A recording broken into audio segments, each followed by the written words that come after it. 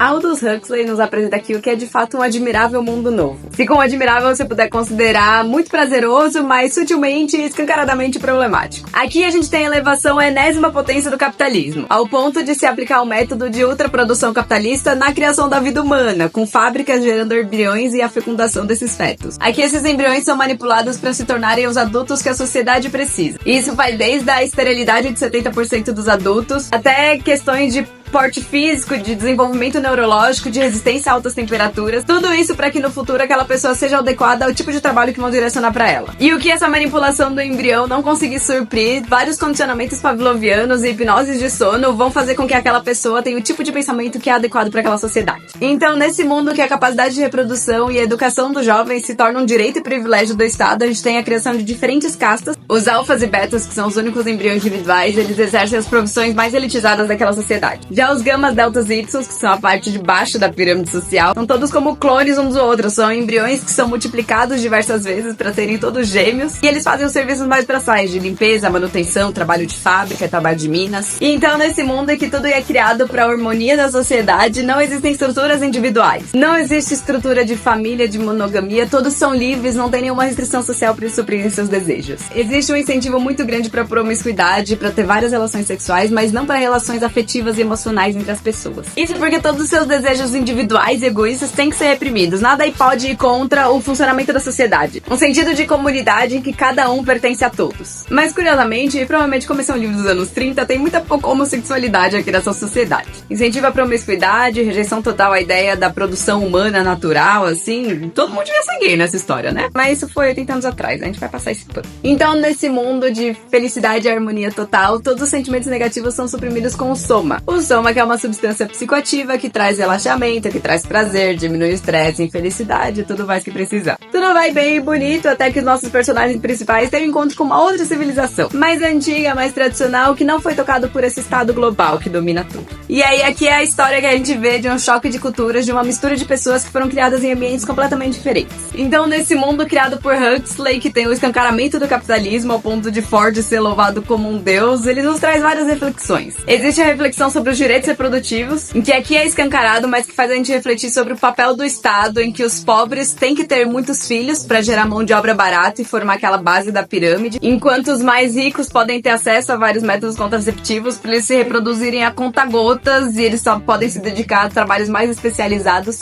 que são mais bem pagos na nossa sociedade. Faz também a gente pensar muito sobre esse mundo que é criado para não ter atritos e conflitos nenhum. É uma sociedade muito bem organizada, um motor rodando muito bem lubrificado, em que nada é inesperado. Um mundo de perfeita harmonia, em que ninguém faz nada fora do normal e todas as pessoas agem exatamente da maneira que a sociedade espera que elas ajam, e tudo isso com muita felicidade. Porque, de novo, as pessoas são condicionadas a agir daquela forma, então elas não conseguem pensar em outras coisas de outra maneira e não conseguem ter desejos de fazer outras coisas. E aí traz reflexões sobre o que é esse mundo estável e perfeito e se vale a pena viver nesse mundo perfeito. Aqui me fez muito pensar naquela ideia da felicidade tóxica, sabe? E principalmente o que traz tantas reflexões nesse livro é que nada é exatamente subentendido. Acho que principalmente por essa narrativa que o autor trouxe, desse choque de culturas, todos esses temas aqui são amplamente falados pra gente. Então, ao mesmo tempo que são reflexões profundas e complexas, não é algo que você tem que se esforçar muito pra ser apresentado aqui, entendeu? Não é aquele tipo de livro que você tem que se esforçar muito pra entender a mensagem que ele tá passando. E aí, tirando um dos